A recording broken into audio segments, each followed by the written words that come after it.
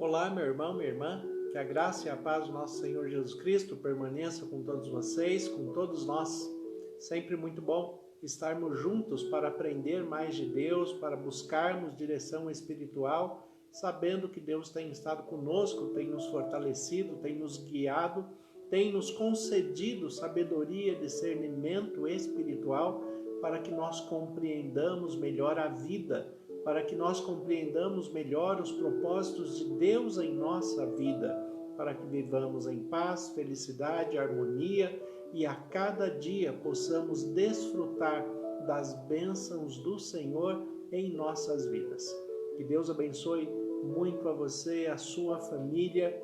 Vamos ter um tempo de reflexão dentro da palavra de Deus com o tema da sexualidade que nós estamos tratando. O tema de hoje será pornografia e sensualidade dentro das construções sexuais, como que isto funciona no ser humano, o que é da percepção espiritual, como que isto afeta a nossa relação conjugal, a nossa intimidade pessoal e como que isto atrapalha o nosso relacionamento com Deus.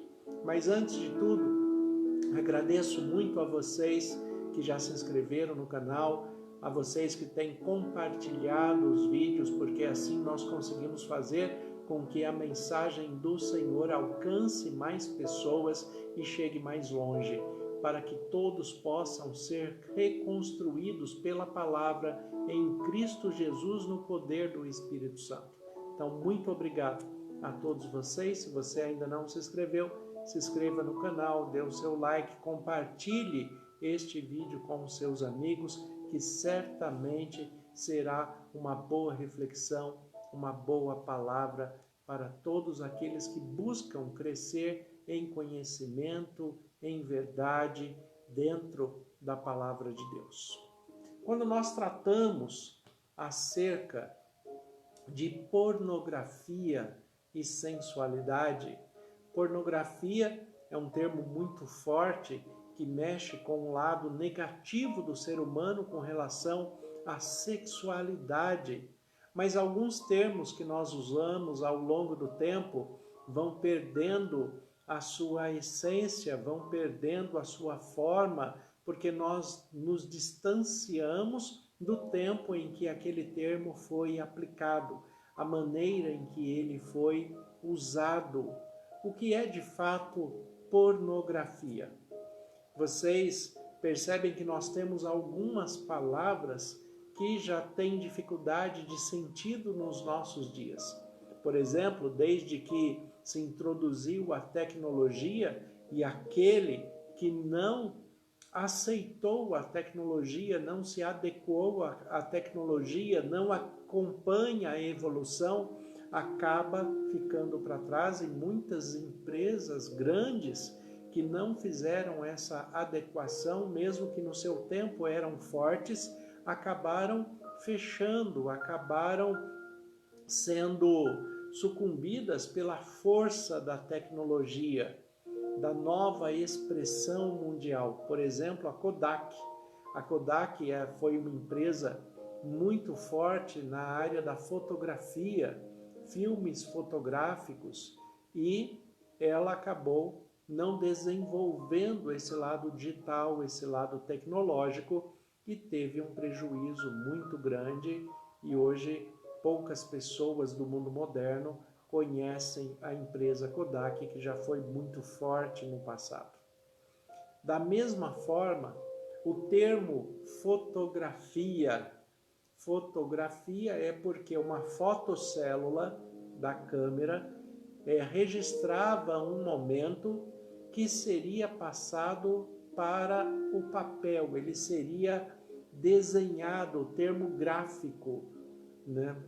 Foto, por causa da fotocélula que captava a iluminação, que captava aquele momento, então a foto, e a grafia, aonde se imprime, né? Por isso esta expressão. Grafia é um termo grego que vem relacionado à escrita, a forma do desenho para a compreensão do outro. As letras nada mais são do que símbolos gráficos, símbolos desenhados para que o outro entenda. E a junção desses símbolos vão formar palavras, a junção dessas grafias individuais, que são as letras, vão formar as palavras que vão dar sentido a um contexto maior do pensamento. Por isso a expressão gráfica, grafia, se refere ao que você escreve. Por exemplo, a palavra caligrafia. Caligrafia é o que você escreve à mão, que tem a sua impressão pessoal, que tem a sua identidade de como você escreve, de como você se revela. Grafia, aquilo que você imprime desenhando letras, desenhando formas, desenhando aquilo que você quer expressar para o outro.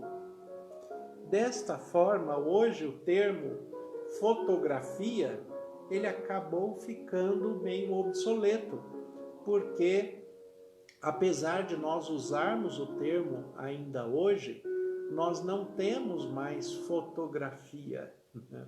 Porque dificilmente se imprime, não é que não temos mais, nós temos muito pouco fotografia, porque pouco se imprime, já que o nosso sistema moderno é todo digital. Nós guardamos as imagens no celular, no computador. Quando vemos as imagens, nós conseguimos transmitir para a tela do televisor, do aparelho televisor, ou a própria tela do computador ou do celular. Então pouco se imprime e a quantidade armazenada é muito maior, porque antes nós precisávamos de álbuns e mais álbuns para poder guardar as memórias que foram fotografadas. Mas hoje não. Hoje nós guardamos em pastas virtuais, em pastas eletrônicas, as imagens, as memórias que nós queremos guardar. Então, quando nós falamos de termos que vão se tornando obsoletos ou que vão mudando de forma ao longo do tempo, vão apresentando uma nova roupagem, a pornografia também é desta maneira. Pornografia, o termo porneia do grego, expressa a imoralidade sexual, o comportamento sexual inadequado. A imoralidade sexual é traduzida como porneia, da onde vem a nossa palavra na língua portuguesa, pornô. O que é um pornô? O que é uma revista pornô? O que é uma imagem pornô? O que é um filme pornô? É algo que contém imoralidade sexual. Aquilo que é imoral, no conceito espiritual, no conceito bíblico, no conceito social, aquilo que é imoral mediante os padrões do Criador para nós que somos cristãos, que temos a Bíblia como regra de fé e prática. Quando nós observamos a palavra de Deus, nós observamos a questão do que é moral e do que é imoral, da moralidade e da imoralidade em todos os padrões de vida humana, incluindo a questão da sexualidade. O que é moral, o que é imoral, segundo o propósito de Deus, que vai discernir pelo Espírito Santo, que nos concede sabedoria. Ele vai discernir aquilo que é aceitável, aquilo que não é aceitável. Aquilo que realmente está dentro da boa moral ou aquilo que é rejeitado pela própria sociedade e pela espiritualidade, porque se torna imoral, contra a moral. Todos os nossos padrões estão baseados na Bíblia, que é a única regra de fé e prática para todo cristão. Deus nos apresenta os padrões de moralidade e de imoralidade. E ele pede que nós rejeitemos a imoralidade. Pornô, aquilo que é imoral. Pornográfico, aquilo que eu descrevo da imoralidade. Agora, a forma dessa descrição pode ser tanto por escrito, tanto quanto falado, pode ser através de imagens, pode ser através de uma revista, através de um filme. Pornográfico se torna um termo geral, mas a sua essência de expressão é a imoralidade sexual que está sendo apresentada ao outro, que pode ser através de palavras, de uma piada, de uma brincadeira, pode ser através de um desenho feito por alguém que saiba desenhar, pode ser através de um texto escrito, pode ser através de uma figura, de uma fotografia, pode ser através de uma imagem filmada. Existem muitas maneiras de expressar a pornografia, mas pornografia na sua essência é imoralidade sexual. Imoralidade, aquilo que não é aceito na concepção do Criador, aquilo que não é aceito no padrão social, porque a sociedade tem os parâmetros divinos e conserva assim a sua questão de moralidade, de respeito, de boa convivência, de tolerância. Quando nós falamos do que é moral e do que é imoral, nós sempre temos que voltar ao conceito do Criador, porque é Ele que determina todas as coisas. Ele determina aquilo que é moral, aquilo que é imoral, aquilo que é santo, aquilo que é profano, aquilo que é justo, aquilo que é injusto.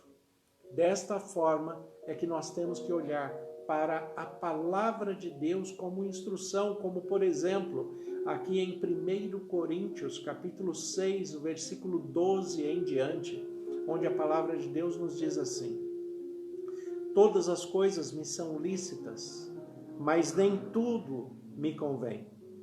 Todas as coisas me são lícitas, mas eu não me deixarei dominar por nenhuma delas.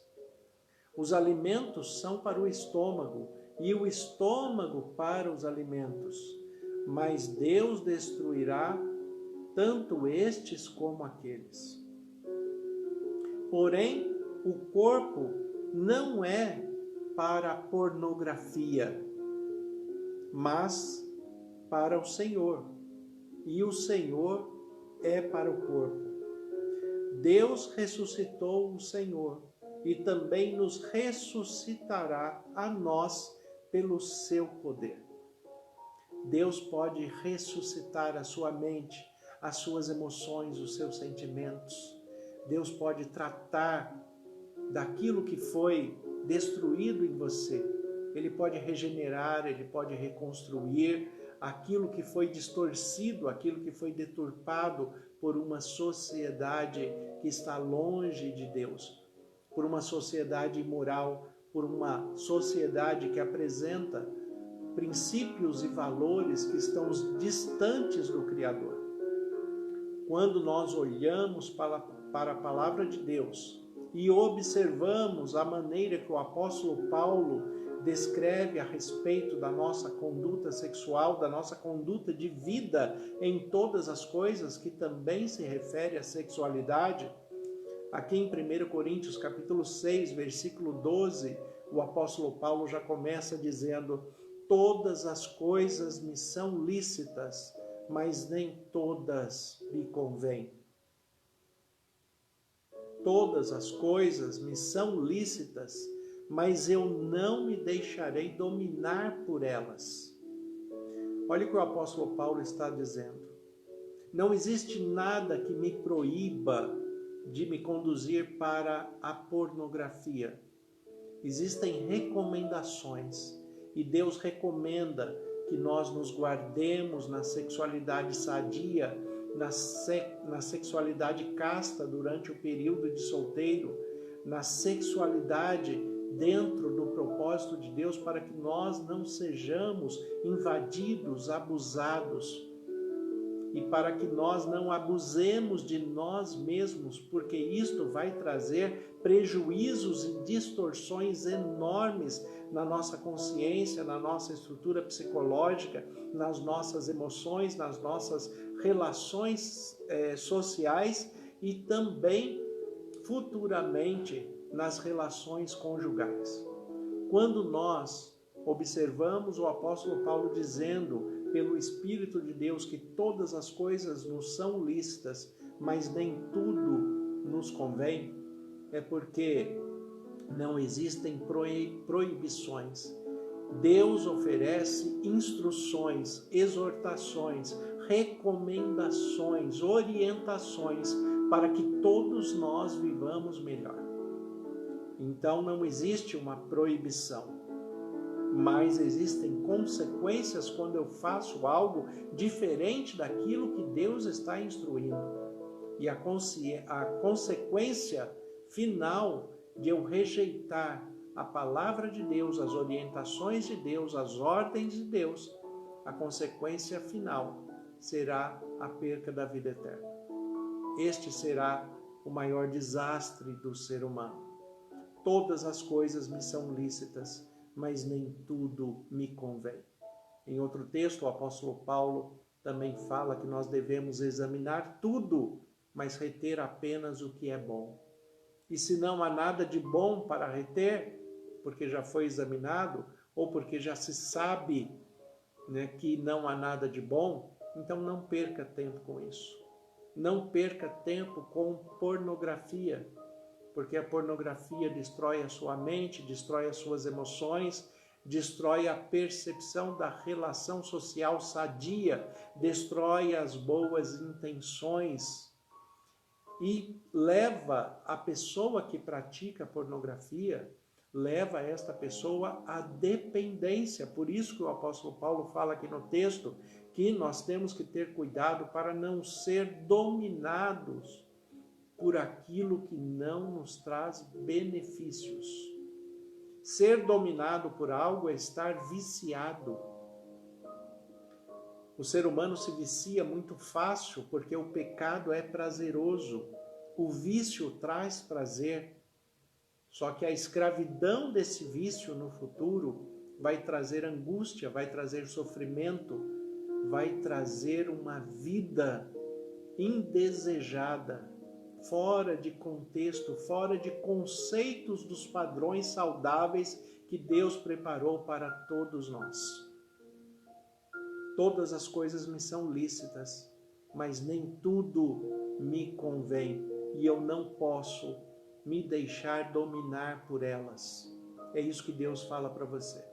Você não pode ser dominado pela sexualidade, você tem que se desenvolver domínio próprio, que é fruto do Espírito Santo, e isto se desenvolve no relacionamento com Deus, se aproximando de Deus. Você não pode ser um escravo da sexualidade.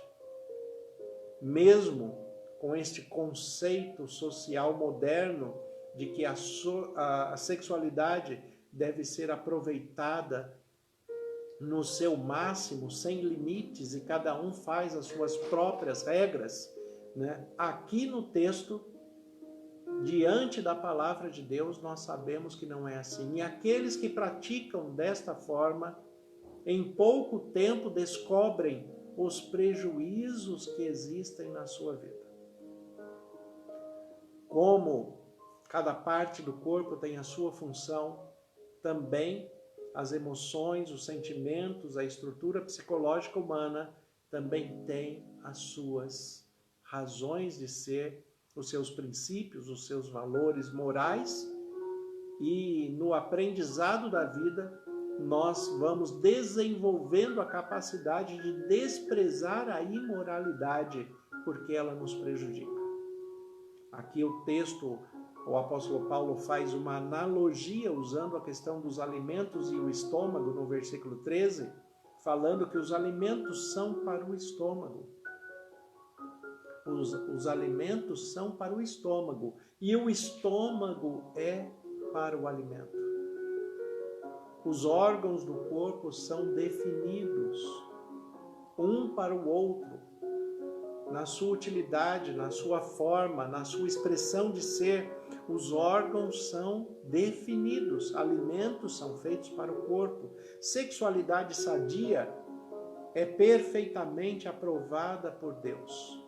A sexualidade deve ser resguardada durante o período em que a pessoa se mantém solteira. Ele deve manter a sua castidade para não ferir os seus princípios divinos, os propósitos divinos, para não ferir as suas emoções, os seus sentimentos, para não trazer prejuízos, inclusive de saúde, prejuízos físicos, emocionais, sociais na sua vida. Principalmente os prejuízos espirituais. Mas durante o período do casamento, a sexualidade é divina, ela é aprovada por Deus, ela é direcionada por Deus de uma forma perfeita, harmoniosa, em que homem e mulher trocam os benefícios da sexualidade no prazer divino que Deus deixou proporcionado um para o outro. Os alimentos são para o estômago, assim como o estômago é para o alimento. Da mesma forma, o homem é para a mulher e a mulher é para o homem, para aqueles que nasceram com aptidão sexual, para aqueles que decidiram se casar, para aqueles que decidem ter uma sexualidade ativa no casamento.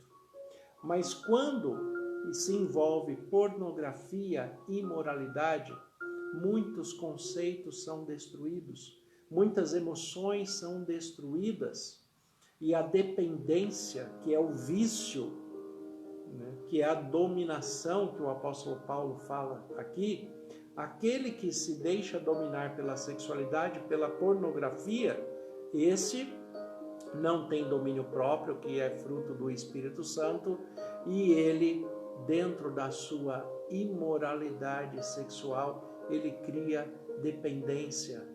E essa dependência é um vício que deve ser tratado. E quando uma pessoa se envolve com pornografia, seja ela visual, seja ela gráfica, seja ela falada, seja ela como for, a pessoa que se envolve com pornografia traz enormes prejuízos emocionais e psicológicos que vão demorar anos para ser regenerados, reconstruídos da maneira correta dentro do propósito de Deus. O ser humano passa a ser comparativo, e na comparação ele nunca será satisfeito.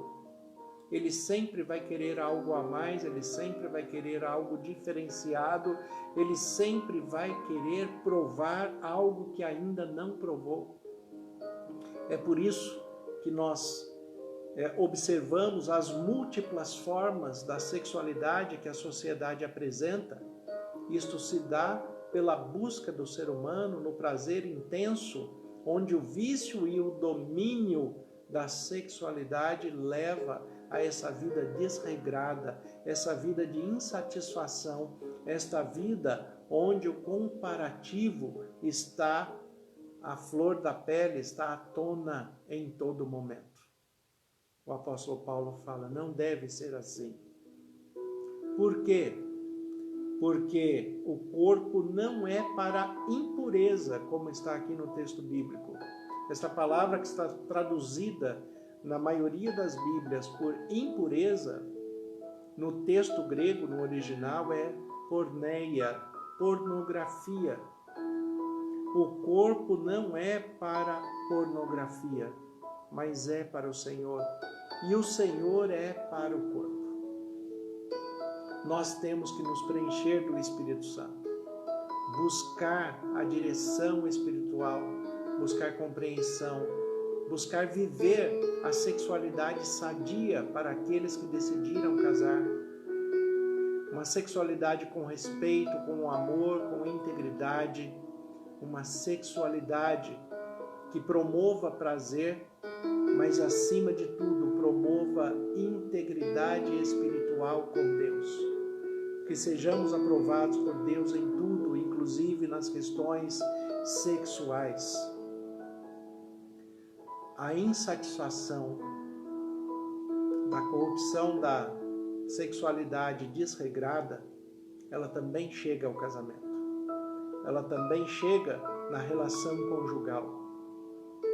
Quando a pornografia entra na relação conjugal, quando os fetiches começam a acontecer, a pessoa que precisa criar uma ilusão para manter a atividade sexual, e na sua mente, na sua forma de pensar, ele começa a trazer outros elementos para dentro da relação conjugal, da relação sexual, na vida conjugal. E aí, o marido, por exemplo, se veste de bombeiro, a mulher se veste de enfermeira. Na verdade, o que eles estão fazendo dentro desta expressão de pornografia é trazer outros personagens para dentro da intimidade conjugal. É como se trouxesse uma outra pessoa, mesmo que essa pessoa seja um ser imaginário naquele momento. E se naquele momento o ser imaginário veio à mente e foi concebido, ele pode se tornar uma tentação real e pode se tornar uma infidelidade real.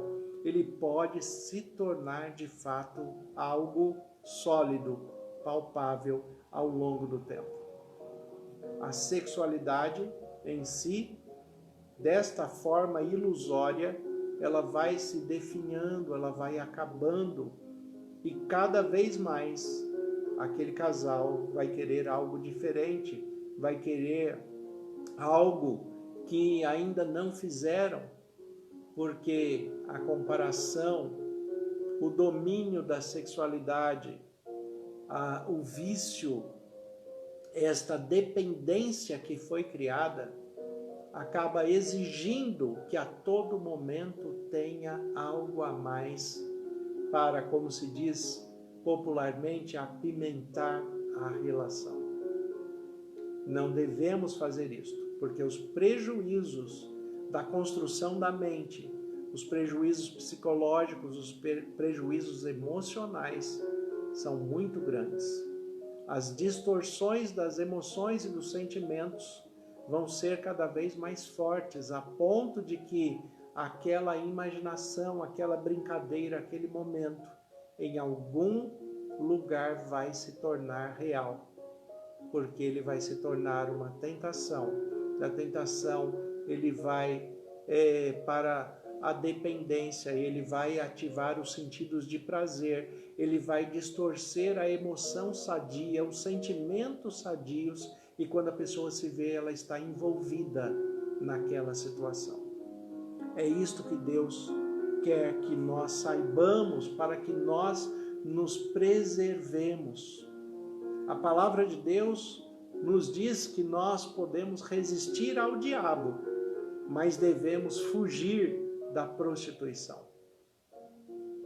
Jesus, ele fala: não tenham medo daqueles que podem matar o seu corpo, mas tenham medo daqueles que podem matar a sua alma. E a palavra alma usada por Jesus ali é psique, a sua estrutura psicológica que envolve as suas emoções, os seus sentimentos. Cuidado com aqueles que podem afetar a sua estrutura emocional, os seus sentimentos, corromper a sua sexualidade, a sua percepção sexual. E se você já se deixou ser corrompido por isso, volte-se para Deus, volte-se para a palavra. Ele pode reconstruir e colocar todas as coisas no lugar certo.